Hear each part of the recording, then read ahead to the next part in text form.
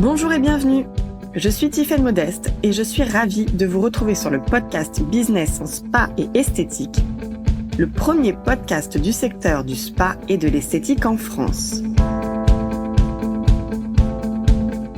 À chaque épisode, je vous propose de découvrir les meilleures astuces que j'ai mises en place au cours de ma carrière et qui m'ont permis d'atteindre le 1 million d'euros de chiffre d'affaires dans mon spa, les outils que je partage avec nos clientes et leurs histoires de réussite, et les témoignages des grands acteurs de notre secteur.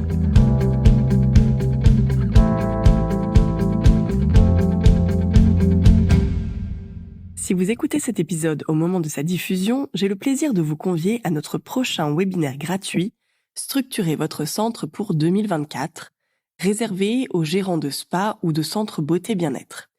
Je vous propose de vous inscrire sur l'une des 3 dates de direct qui vous sont proposées sur ce mois de novembre 2023.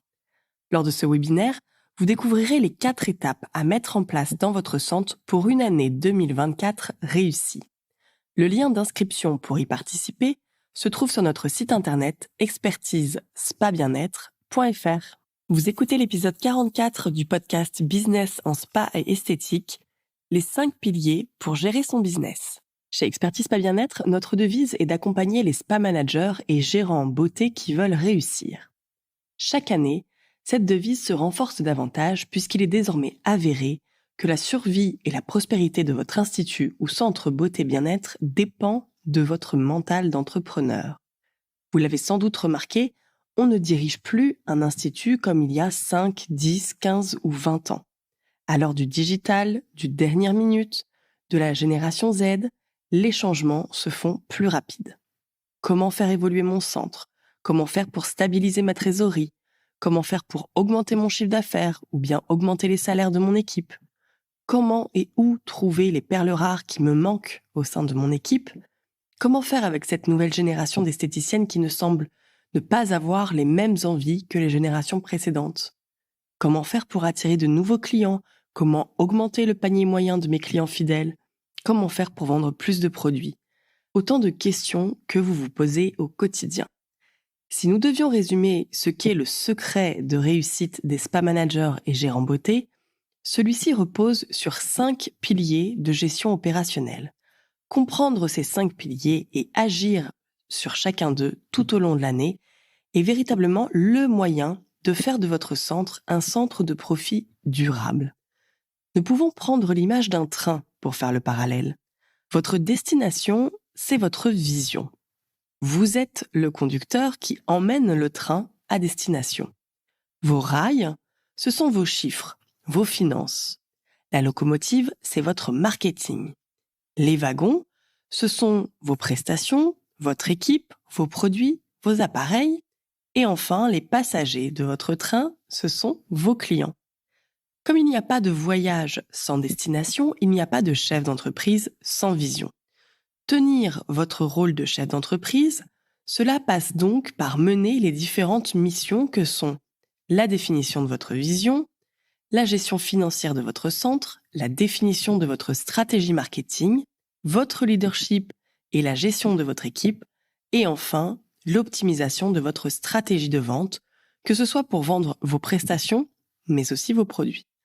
Voici donc quelques questions à vous poser pour savoir dans quelle mesure vous menez ces 5 piliers dans votre quotidien de gérant spa, beauté et bien-être. Le premier pilier, c'est la définition de votre vision. C'est le point de départ de tout projet. Si vous êtes créateur, en ce moment, vous devez avoir l'image bien nette de ce que vous voulez créer comme centre et comme business model. Maintenant, si vous gérez un centre depuis plusieurs années, il se peut que vous ayez besoin de redéfinir votre vision. Peut-être a-t-elle évolué depuis le moment où vous avez ouvert votre centre, peut-être pas. Mais en tous les cas, votre vision doit être claire. De quoi avez-vous envie pour votre business?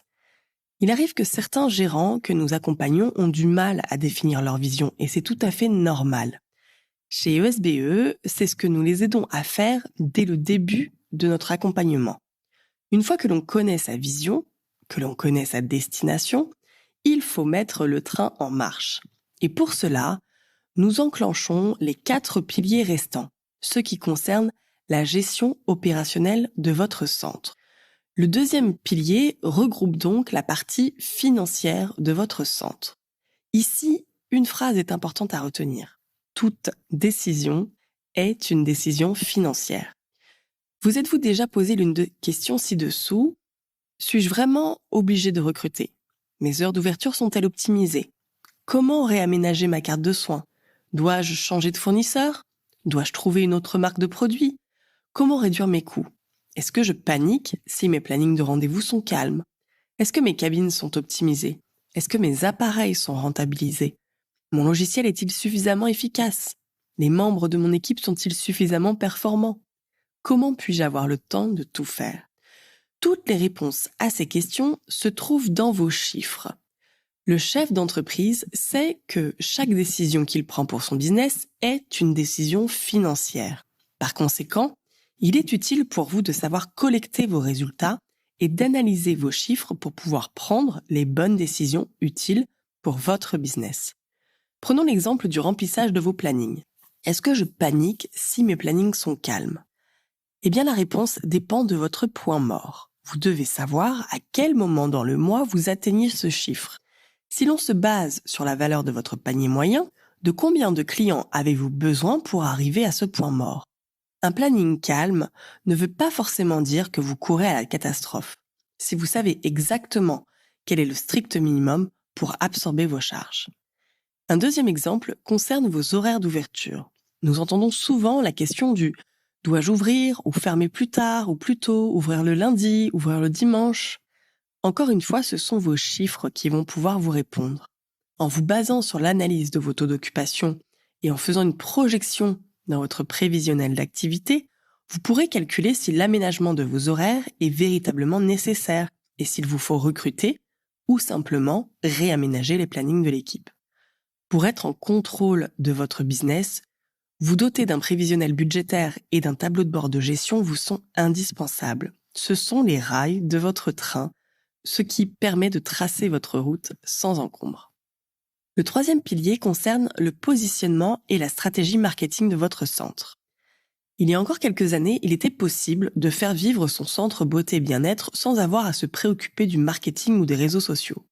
Aujourd'hui, les opportunités qu'apporte le digital, une visibilité plus large, une possibilité de notoriété plus grande, un moyen d'acquisition de nouveaux clients plus efficace et le tout 100% gratuit, entre guillemets, peuvent vite se transformer en menaces si le gérant ne se préoccupe pas de créer et développer une véritable stratégie de marque pour son centre. Ici, lorsque l'on parle de marque de son entreprise, il s'agit de l'identité de votre établissement, ses valeurs, ses cibles clients, ses services proposés, ses informations, etc. Pour mieux comprendre les enjeux de la stratégie marketing pour votre centre, je vous invite à écouter ou à réécouter l'épisode 41. Voici également quelques questions à se poser pour challenger sa stratégie marketing. Quel est le positionnement unique de votre centre? Quelles sont les 5 valeurs stars pour votre centre? Qui sont vos clients? Quelle valeur ajoutée proposez-vous à ces clients? De quelle manière vous adressez-vous à vos clients? Par quels moyens communiquez-vous avec eux? Pour savoir si vous êtes dans la bonne direction d'une stratégie marketing claire, nous pouvons prendre par exemple la question « Qui sont vos clients ?» Si vous répondez « Tout le monde » ou « Je veux accueillir tout le monde dans mon centre », cela n'est pas une cible client définie. Autre point par rapport à votre stratégie marketing, c'est qu'elle doit être définie pour une année entière. Alors, avez-vous un calendrier marketing annuel sur lequel vous vous appuyez pour mettre en place vos actions commerciales? Quelle mise en avant ou événements avez-vous prévu pour les prochains mois? Quels sont les objectifs que vous visez pour votre business grâce à la mise en place de ces actions? Si vous êtes plutôt du genre à lancer vos offres à la dernière minute en vous demandant 15 jours avant la fête des mères ce que vous allez bien pouvoir proposer, vous pouvez en conclure que votre stratégie marketing est à revoir. Le quatrième pilier pour ceux et celles qui travaillent avec une équipe, c'est votre management et votre leadership. On parle plus souvent du management vis-à-vis de son équipe, mais aujourd'hui, être manager n'est plus suffisant pour engager et motiver son équipe avec vous dans votre vision. Il est indispensable de travailler en parallèle sur votre leadership. Mais comment être sûr d'incarner ce leader pour vos collaboratrices? Si vous vous posez ces questions, comment impliquer davantage ma praticienne qui appartient à la nouvelle génération? Comment motiver davantage mon esthéticienne qui a le plus d'ancienneté? Comment gérer le rapport de force gérant-salarié? Comment recruter les professionnels expérimentés? Comment motiver mon équipe chaque jour? Comment puis-je faire confiance à mon équipe alors que j'ai le sentiment de toujours devoir répéter les mêmes choses? Comment trouver l'équilibre entre profit et bien-être au travail? Sachez que le leadership vous aide à développer les performances de votre équipe sur le long terme et à les fidéliser.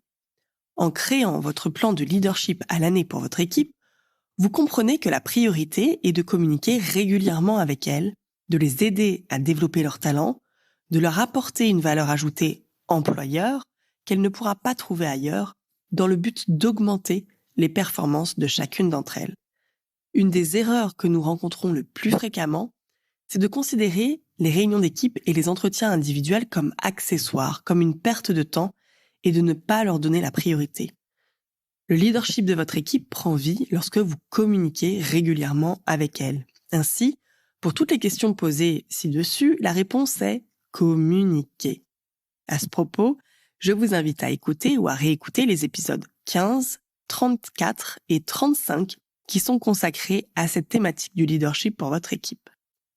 Et enfin, le 5e pilier repose sur la stratégie de vente de votre centre. En effet, maîtriser les techniques de vente en cabine ne suffit plus. Pour vendre plus efficacement et durablement, le manager ou gérant doit mettre en place une stratégie de vente avec pour unique fondement l'analyse de son parcours client. Pour savoir si vous avez une stratégie de vente efficace, vous devez répondre à ces questions. Quel est votre taux de vente produit dans votre chiffre d'affaires total? Quel est votre taux de rebooking? Qu'avez-vous défini comme action pour rentabiliser votre parcours client avant, pendant, après la visite? Quel plan de management de votre équipe autour des ventes avez-vous mis en place? Comment communiquez-vous sur vos produits auprès de vos clients? Quel plan de merchandising utilisez-vous pour optimiser le taux de vente? Comment faites-vous de l'upselling, des ventes additionnelles, ou du cross-selling, des ventes complémentaires, dès la réservation, afin d'augmenter le panier moyen prestation de vos clients? Comment clôturer les ventes au niveau du pôle accueil-réception? Où et comment sont faits les diagnostics avant chaque prestation? Et non pas uniquement pour les soins visage. Où et comment sont réalisés les conseils et recommandations post-soins? Si par exemple votre taux de vente de produits est inférieur à 20% de votre chiffre d'affaires, il vous faut véritablement revoir ou créer cette stratégie de vente dans votre centre. La gestion de la stratégie de vente prend en compte l'analyse du parcours client dans sa globalité, avant, pendant et après la visite. Ainsi, vous êtes capable de mettre en place les outils de développement nécessaires pour augmenter les ventes de vos prestations et de vos produits. Pour vous donner un exemple rencontré fréquemment lors de nos visites mystères au moment de la réservation, dans 80% des cas, lorsque le client nous dit « J'aimerais venir chez vous, mais je ne sais pas quels soins choisir », les réponses qu'il entend sont soit « Je vous invite à regarder sur notre site, à télécharger notre carte de soins et choisir, puis vous nous rappelez pour fixer notre rendez-vous », ou bien soit « Ne vous inquiétez pas, votre esthéticienne choisira en cabine pour vous ». Ces types de réponses vous font perdre de l'argent, car soit dans le premier cas, le client va changer de centre, puisque s'il prend la peine de vous appeler, c'est pour avoir une réponse et une orientation immédiate, soit dans le deuxième cas, vous manquez une opportunité de faire de l'upselling ou du cross-selling dès la réservation. La solution, c'est réévaluer chaque année votre parcours client afin de soulever chaque opportunité de vente à développer. Incarner votre rôle de chef d'entreprise pour votre centre, c'est donc trouver et exprimer votre vision et mener les actions de développement en gestion, marketing, management et stratégie de vente. Pour aller plus loin dans la mise en place de la gestion de votre centre autour de ces 5 piliers, je vous rappelle que vous pouvez me retrouver sur le webinaire Structurer votre centre pour 2024 que nous animons sur le mois de novembre 2023. Vous retrouverez le lien pour vous inscrire et participer à l'une des 3 dates de direct qui vous sont proposées dans les notes de cet épisode. En attendant, je vous retrouve la semaine prochaine pour un nouvel épisode. Si vous aimez le podcast Business en Spa et Esthétique et que vous aussi, vous voulez upgrader votre centre, je vous invite à nous retrouver sur le site expertise-spa-bien-être.fr Vous pourrez y retrouver mes articles et ressources gratuites et faire le test en ligne « Quel parcours de formation est fait pour moi ?» N'oubliez pas de vous abonner au podcast dans votre plateforme d'écoute et de nous partager votre avis. Cela nous aide énormément. Merci et à la semaine prochaine.